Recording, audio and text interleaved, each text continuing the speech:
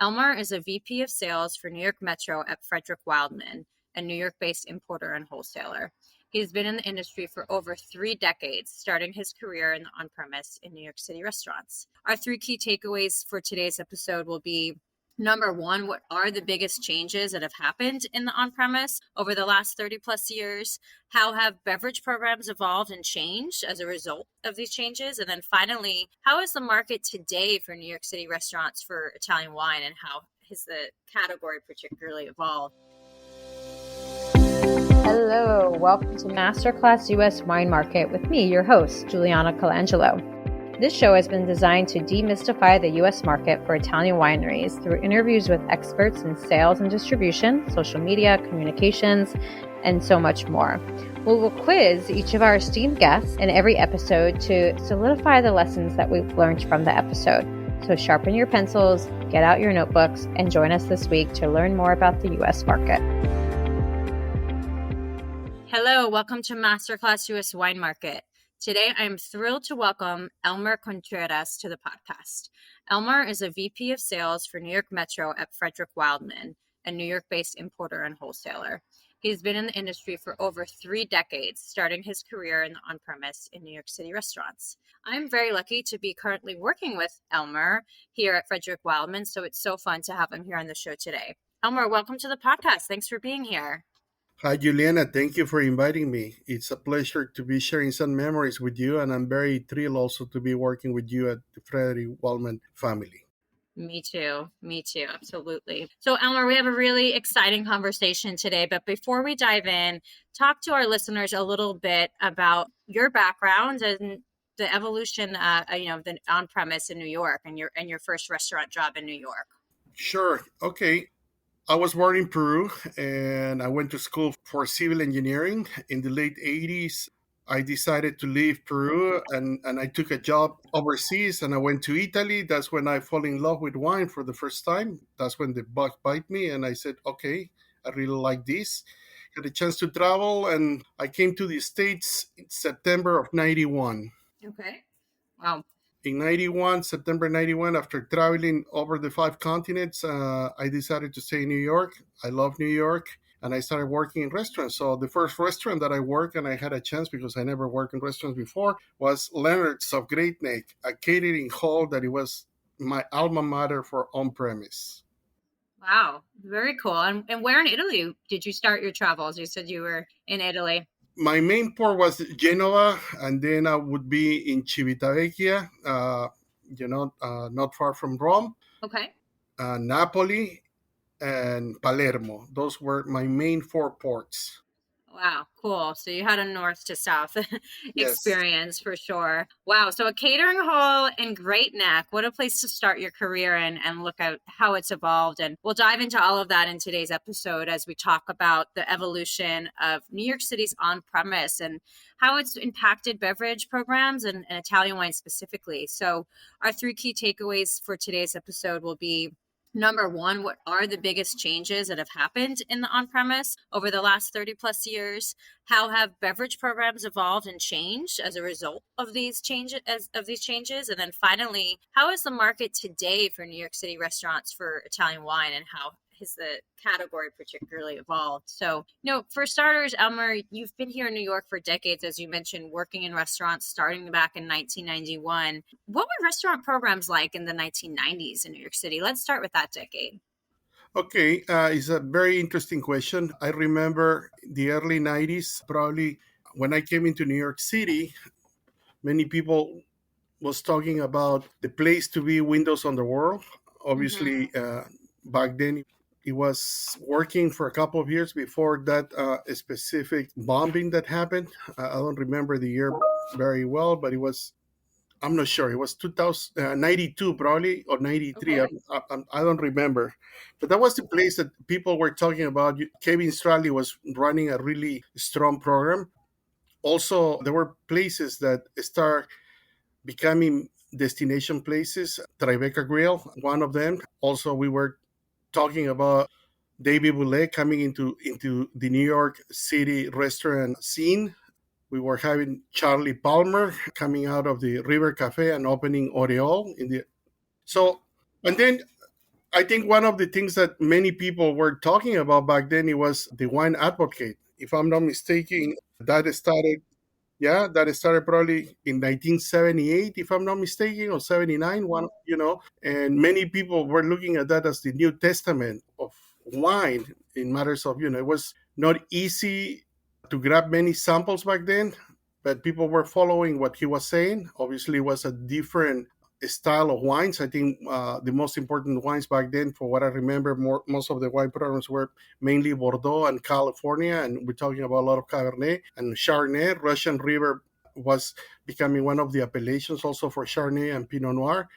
And it was very difficult to find, wines from Oregon. It was a region that still people were not into it.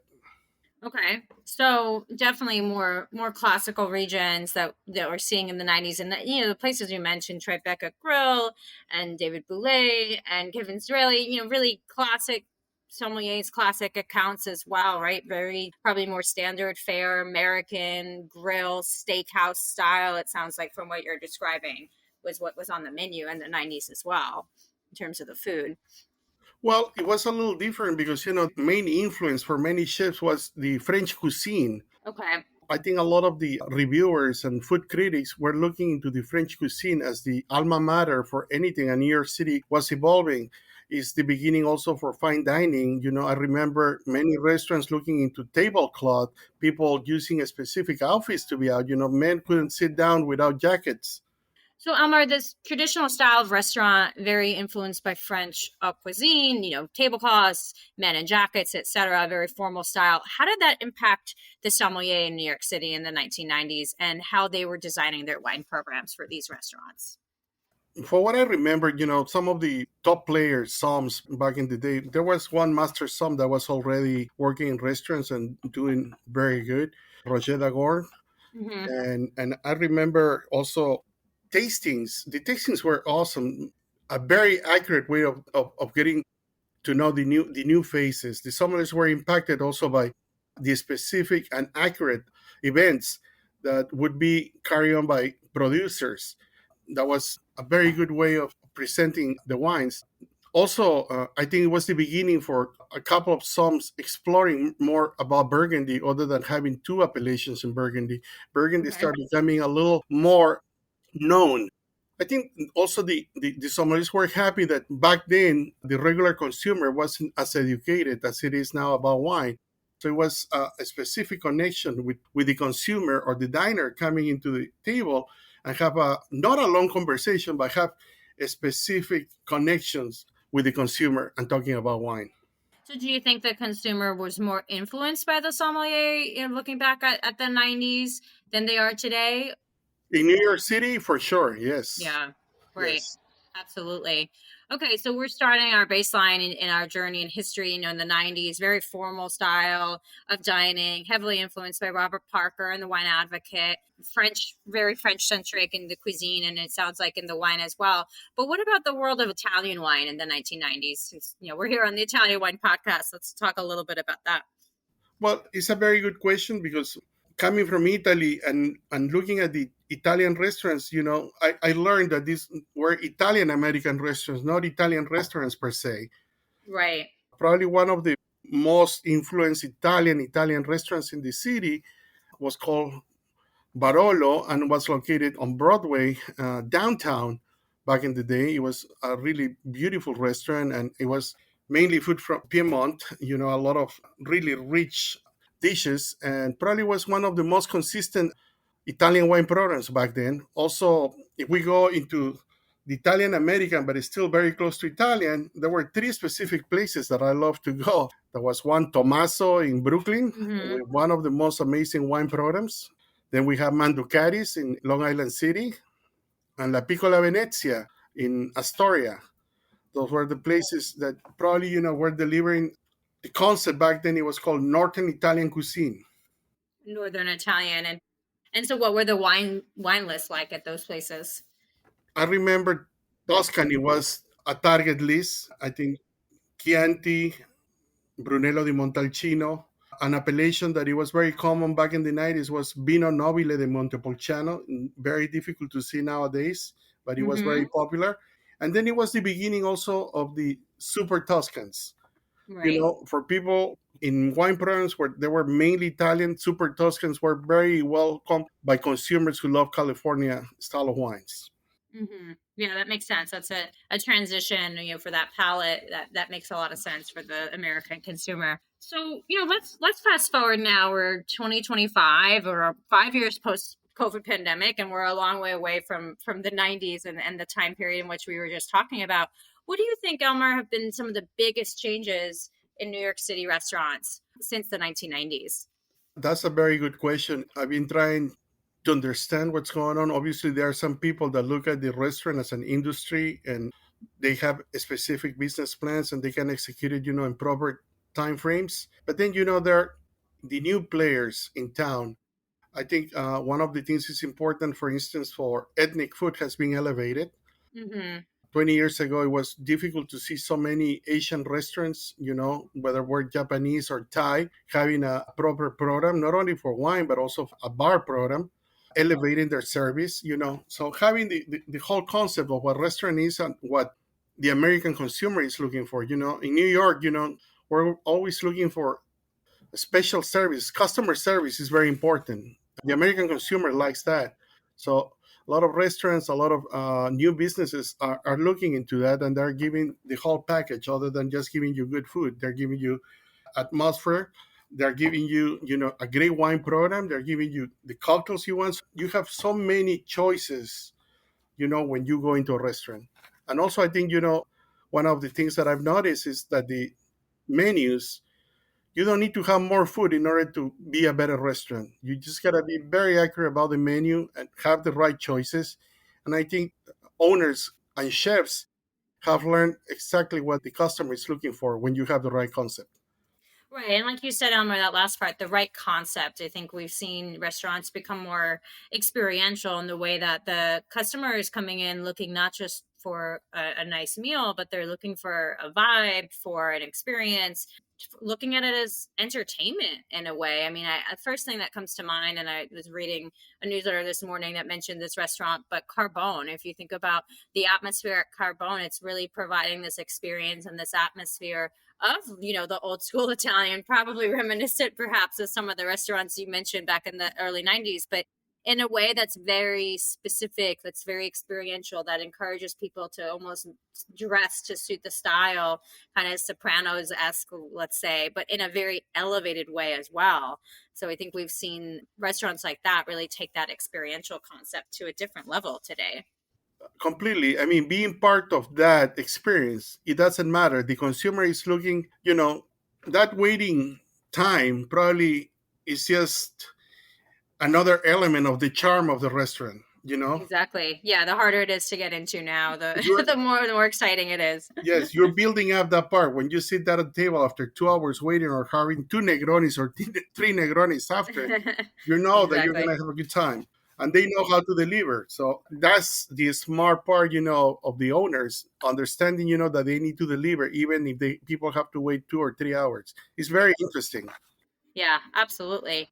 And how do you think that's influenced beverage programs and wine specifically, this new style of, let's say, experiential dining? Like, what do you think that's done to the wine atmosphere and the wine list?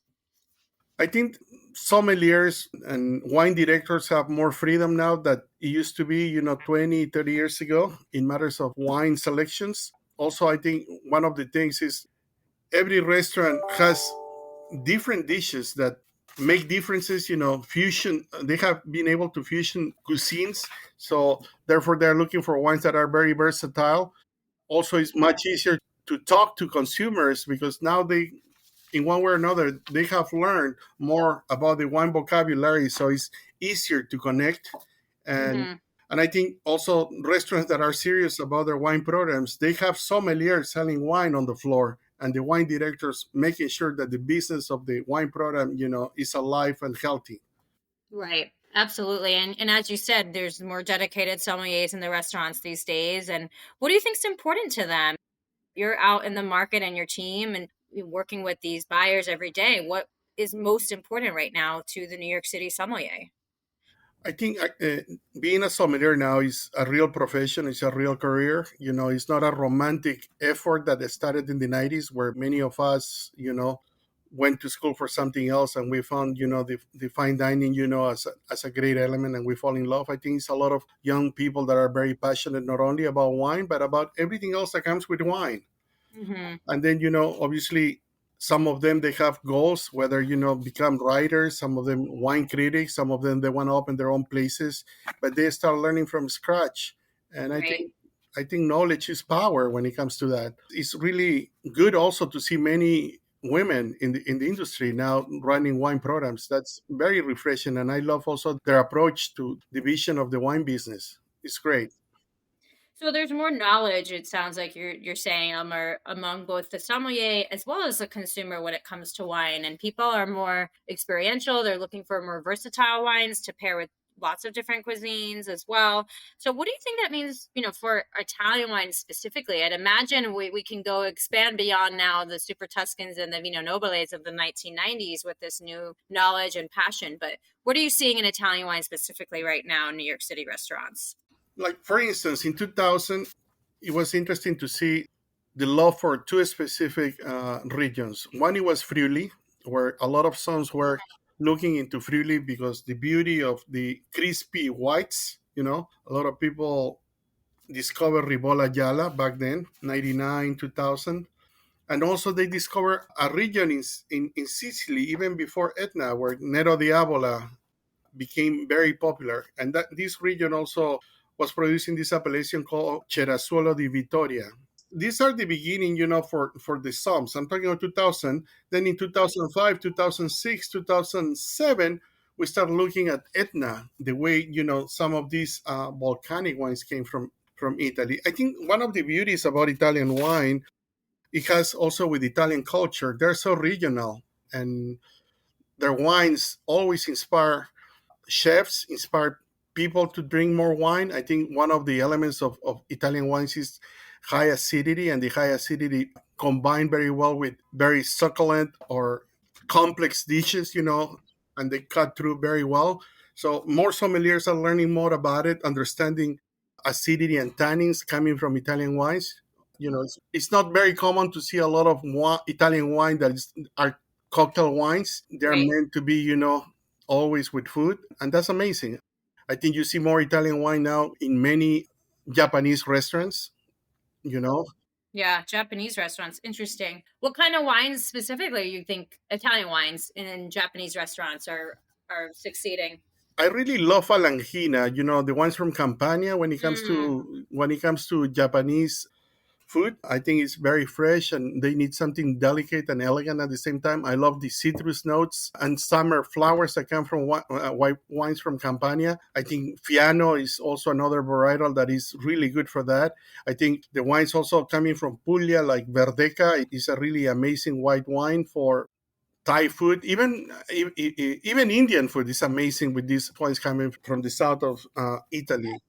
Indian food. Interesting. Yeah, and I think, Elmer, like you mentioned earlier, the proliferation of ethnic cuisine at the higher end too in New York, brings a lot of opportunity for Italian wine to expand beyond just Italian cuisine. Now there's restaurants that are getting on the top list that are of ethnic cuisine, not just French and Italian. There is a lot of opportunity, but you have to, as a brand, so for our listeners, but also, of course, as a rep and a salesperson in the city, think about how you're presenting Italian wines too, and not just presenting them in the traditional ways. And maybe taking your diners out, your buyers out, and customers to different kinds of restaurants, right, to showcase how these wines are pairing with different foods.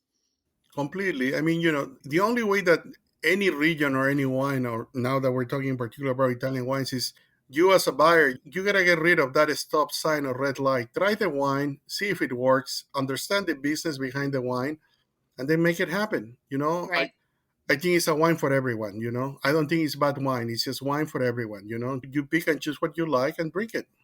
Yeah, absolutely. And today also with the on premise in New York, I think it's such a gatekeeper market for the rest of the country in a way. A lot of trends start here in the city and then they move out west and to other parts of the country. But so much happens in New York. There's so much influence, so many wine companies based here, so many sommeliers that are incredibly influential as well.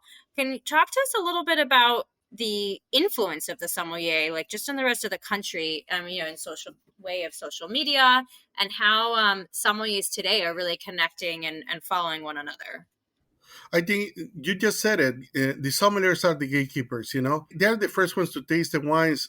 If it's an importer or distributor that gets excited about something, it's going to bring the wines to the somms, to the wine buyers. And they are the ones that become the gatekeepers of the wine.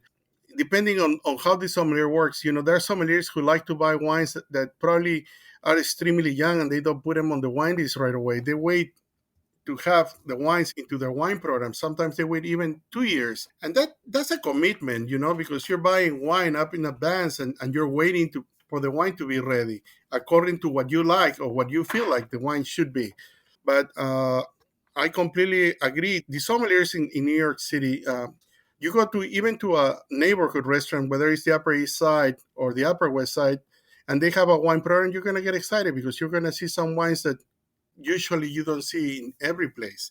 So, and that's something that we really need to embrace as consumer, as people that are in the wine industry. We need to keep inviting these sums to have no boundaries when it comes to wine and wine regions. Absolutely. And speaking of no boundaries, we've also seen, this proliferation, we know of the non-alcohol, low alcohol movement, in New York City. How are you seeing that in New York City restaurants specifically, the rise of the no low category as it's often referred to? It's very interesting you asked me that question because I've been trying to figure that myself, what's going on. Obviously, it depends on the community. There are people that have a community about that, like I talked to a couple of very well-known somms in the city, and they have added some of these wines because also represents revenue, and they don't want to be behind on it. But they still also trying to figure out if this is a trend or is something that is going to stay and become, part of the everyday business. Right. Me personally, I tasted it a couple. I'm not a big fan, but I respect people who like these specific, options. Right. And like you said, the sommeliers are considering them because they're losing market and they're losing revenue if they're not adding them to the list now because consumers are asking for them. But we'll see, like you said, time will tell if it's something that continues into the future or, it's something of the moment. We've seen so many things come and go. So time will only tell Time for will sure. tell. I mean, obviously, after a pandemic, I think people are they're trying to be very cautious about what they're putting into their bodies, and we gotta respect that. So Right. people are Exactly. becoming more aware about everything that surrounds them, from food and everything else that can make an impact in your health, right? Yep, exactly. Absolutely. So, Elmar, I know we don't have a crystal ball, but as we look forward for Italian wine specifically, anything that you predict might become a more rising trend. You mentioned we had in the early 2000s Friuli, then Etna. What do you see as some of the next potential trends in Italian wine in New York City restaurants? I think the old Chianti is coming back. I think a lot has happened with Chianti in the last few years. And most important, it's just not another bottle of wine. There is really amazing terroir in that bottle. The new people are discovering it could be the entry level, in having pizza. It could be a very complex bottle of wine. That's up to you where you want to be and how much you want to spend. Also, I think one of the things that I've noticed and I love is Nebbiolo from the Alps. I think is very unique expression of a varietal that sometimes people mistake as a very heavy bottle of wine. Nebbiolo from the Alps, I think is amazing. Whether it's coming from Carema, Gemme, or Valtellina, there are three different styles, and I think Burgundy keeps getting expensive and sometimes difficult to get. I think these are options for the consumer who loves that style of wine with really sweet and firm tannins and good acidity, as a great option. Yeah, absolutely. The Nebbiolo from other regions for sure. Great. Those are some spot on, I think, predictions and some really exciting categories right now. So finally, just as we wrap up, Elmer, we'll do our rapid fire quiz that we do at the end of every episode. So if you can do your best to answer these questions in just a couple sentences, that would be great. So question number one, what is your number one tip for mastering the U.S. wine market? You gotta know your customer. Be in the business of bringing wine to sell. Don't bring wine, to put in storage. Yes. Bring what people want. Absolutely. Number two, what is something you might have told your younger professional self about selling wine in the US? I think sometimes we look at different pictures. We look at the big picture. I think when I started in the business in 98 selling wine, I look at the greatest accounts or the best restaurants. And I think, something that I learned is that you got to look at every account matters, and you got to go and build that relationship. Relationship is important. Okay. And then finally, question number three, what is your favorite travel hack when you're on the road for work? Well, obviously, everyone travels different, but I think the most important thing, since I don't live in the regions and I go and visit them when I can, I usually talk to the locals, whether it's a supplier or somebody that I know in the region. And I try to see what's going on. And then, from there, I make my decisions. Absolutely. Trust the locals. They know best. For sure. Well, Elmer, thank you so much for joining me today on the Italian Wine Podcast. It was so much fun to have you here. How can our listeners connect or follow along with you? Thank you. Thank you. It's been great. It's been fun, to share with you these memories, and, looking forward to having more people into wine. Absolutely. Of course. Thank you, Elmer. Thank you for joining me today. Stay tuned each week for new episodes of Masterclass US Wine Market with me, Juliana Colangelo. And remember, if you've enjoyed today's show, hit the like and follow buttons wherever you get your podcasts.